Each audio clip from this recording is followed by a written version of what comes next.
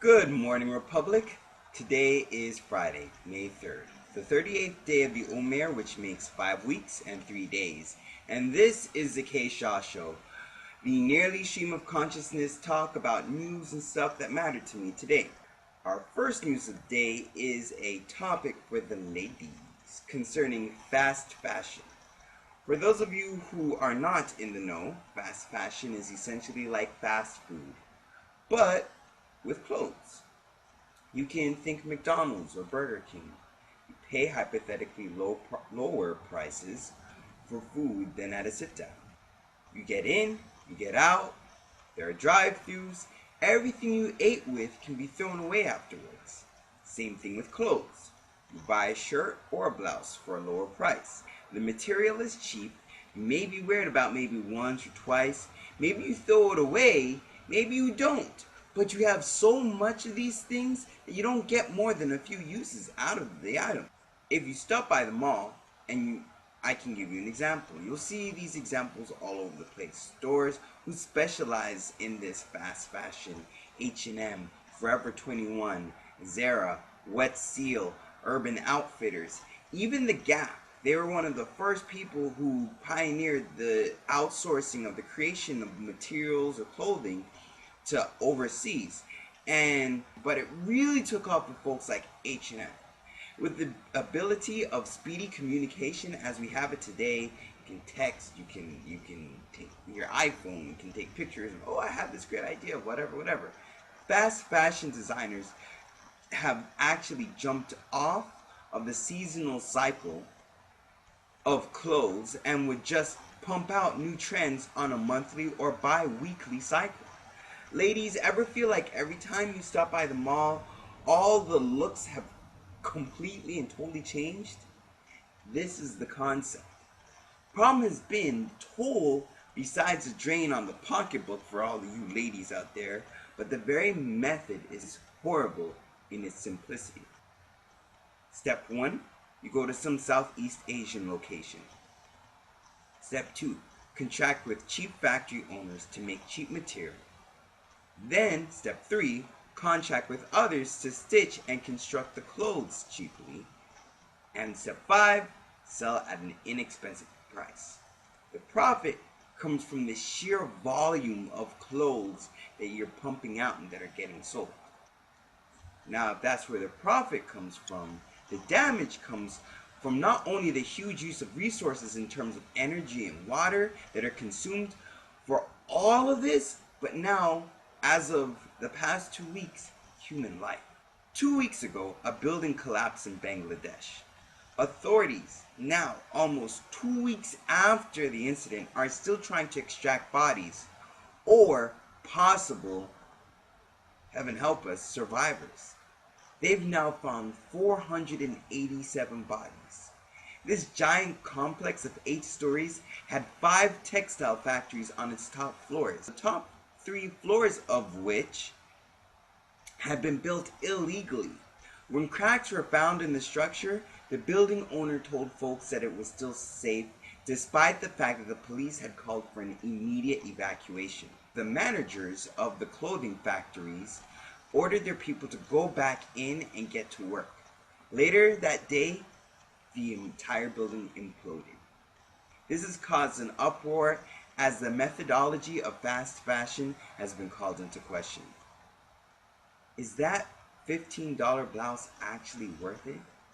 When people are being put in shoddy working conditions, there's almost no regulation on where they're working, how they're working, the hours that they're working in, or the pay that they're receiving. In other news, I took part in a service for National Day of Prayer yesterday. Yesterday was a big day where people regardless of the faiths, were supposed to be able to come together and pray for the country. Now, after taking part, I realized something yesterday. I think there's a reason why we don't see God acting heavily in this country. I mean, how can he actually move on your prayers when he be moving against the prayers of another one of his children? It's kind of like if you've ever been in a locker room right before a big game, like a basketball game or whatever, or a football game, and everyone's there, kneeling, dear God, we pray that you please help us to win and defeat these other people and so on and so forth.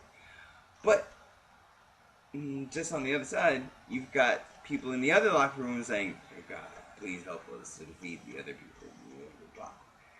And I mean, it's kind of like favoritism if he says, okay, I'm going to help you guys and I'm not going to help you guys. I mean, it would be great if it's like, hey, dear God, help us so that we can play this game with integrity, that we can do the best that we possibly can. Help us so that we can be healthy and there are no injuries. That sounds like a great prayer. I don't feel, if I was that, I wouldn't feel like I'd be, necessarily moving against anybody else. Like, hey, you know what?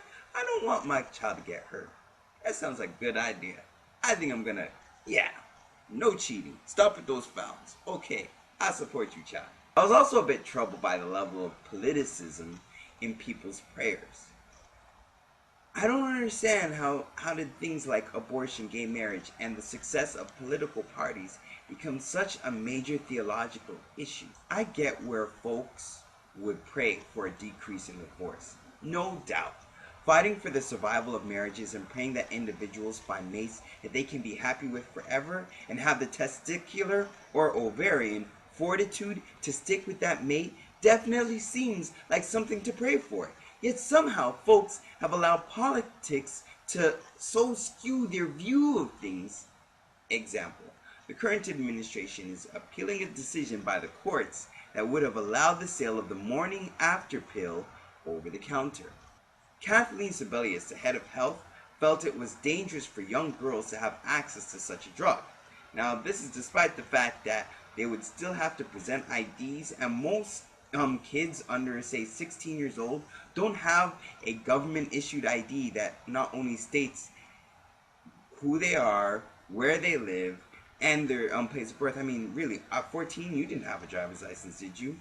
But regardless, this is despite the fact that the American Pediatric Association has repeatedly affirmed the safety of the drug and encouraged its use of all times. Of all times! If you're going to stop it, this is the point to do so. It's just a fertilizer. It's not implanted, it's not baby. There's no heartbeat, there's no brain, there's no nothing. It's a couple of cells.